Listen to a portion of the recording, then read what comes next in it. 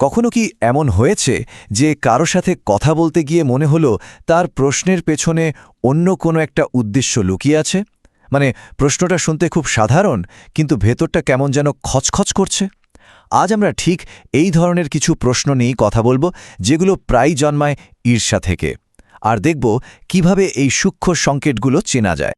এই অনুভূতিটা কিন্তু আমাদের অনেকের কাছেই খুব চেনা, তাই না? ধরুন কেউ হয়তো প্রশংসা করছে, কিন্তু তার বলার ভঙ্গি বা প্রশ্নের ধরনটা এমন যে মনে হচ্ছে এটা আসলে প্রশংসা নয়, বরং সাটিলি ছোট করার একটা চেষ্টা চলছে। ঠিক এই ধরনের বিভ্রান্তিকর পরিস্থিতিগুলো নিয়েই আমাদের আজকের এই আলোচনা। চলুন এই আলোচনার মাধ্যমে আমরা ঈর্ষার এই লুকানো ভাষাটাকে ডিকোড করার চেষ্টা করি। এটা আমাদের সেই সব মানুষদের সহজে চিনতে সাহায্য করবে যারা হয়তো আমাদের ভালো চায় না, কিন্তু বাইরে থেকে সেটা বোঝার কোনো উপায় থাকে না। আর এখানেই আসল সমস্যাটা। আমাদের বুঝতে হবে যে কিছু প্রশ্নের পেছনের উদ্দেশ্যটা মোটেও ভালো নাও হতে পারে, যদিও প্রশ্নগুলো শুনতে খুব স্বাভাবিক মনে হয়। এদের আসল লক্ষ্য থাকে একটাই: আত্মবিশ্বাসে আঘাত করা। ঈর্ষান্বিত মানুষেরা যে প্রথম কৌশলটা প্রায়ই ব্যবহার করে তা হল অন্যের অর্জনকে ছোট করে দেখানো। তারা এমনভাবে কথা বলবে যেন সাফল্যের কোনো মূল্যই নেই, এটা এমনি এমনি হয়ে গেছে। মানে যখন কেউ একজনের সাফল্যকে শুধু ভাগ্যের ফল বলে চালিয়ে দেয়, তখন সে আসলে তার সমস্ত পরিশ্রম আর যোগ্যতাকে অস্বীকার করে। এর মাধ্যমে তাকে কৃতিত্বহীন করে তোলার একটা সূক্ষ্ম চেষ্টা করা হয়। এই কথাটা তো আমরা প্রায়ই শুনে থাকি, তাই না? এটা এই কৌশলের একটা একেবারে নিখুঁত উদাহরণ। বাইরে থেকে এটাকে প্রশংসা মনে হলেও এর গভীরে কিন্তু লুকিয়ে আছে একজনের পরিশ্রমকে পুরোপুরি অবজ্ঞা করার চেষ্টা।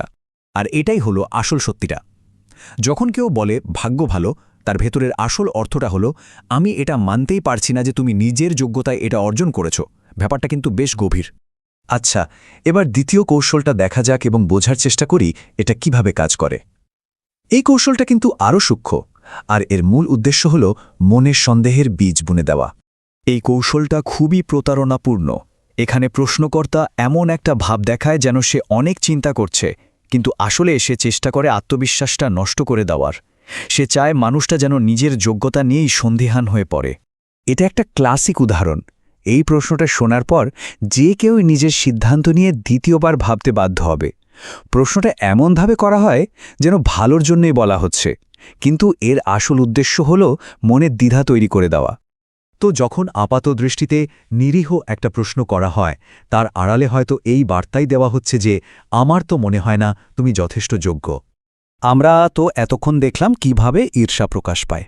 এবার চলুন একটু গভীরে যাই আর জানার চেষ্টা করি কেন মানুষ এমন আচরণ করে। মানুষের আচরণের পেছনের মনস্তাত্ত্বিক কারণগুলো যদি আমরা বুঝতে পারি, তাহলে কিন্তু পুরো পরিস্থিতিটাই আমাদের কাছে আরও পরিষ্কার হয়ে যাবে।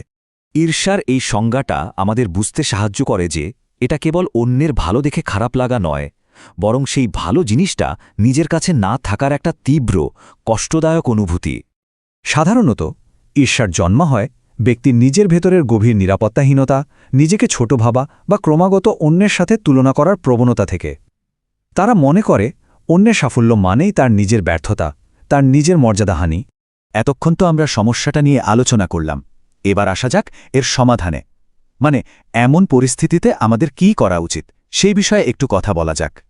দেখুন, সবচেয়ে গুরুত্বপূর্ণ বিষয় হল এর উদ্দেশ্য কিন্তু ঝগড়া করা নয়, বরং সচেতন হওয়া। যখন এই ধরনের আচরণ চেনা যাবে, তখন নিজেকে এর নেতিবাচক প্রভাব থেকে সহজেই দূরে রাখা সম্ভব। এই পরিস্থিতি সামলানোর জন্য এই ৩টা সহজ ধাপ মনে রাখা যেতে পারে।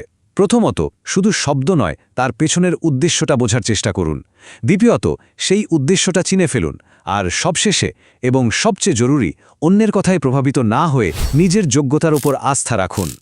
এই কথাটা আজকের আলোচনার একেবারে মূল বিষয়। আত্মবিশ্বাসী সবচেয়ে বড় শক্তি। অন্যের নেতিবাচকতাকে নিজের মনের সন্দেহের জন্ম দিতে দেওয়া যাবে না।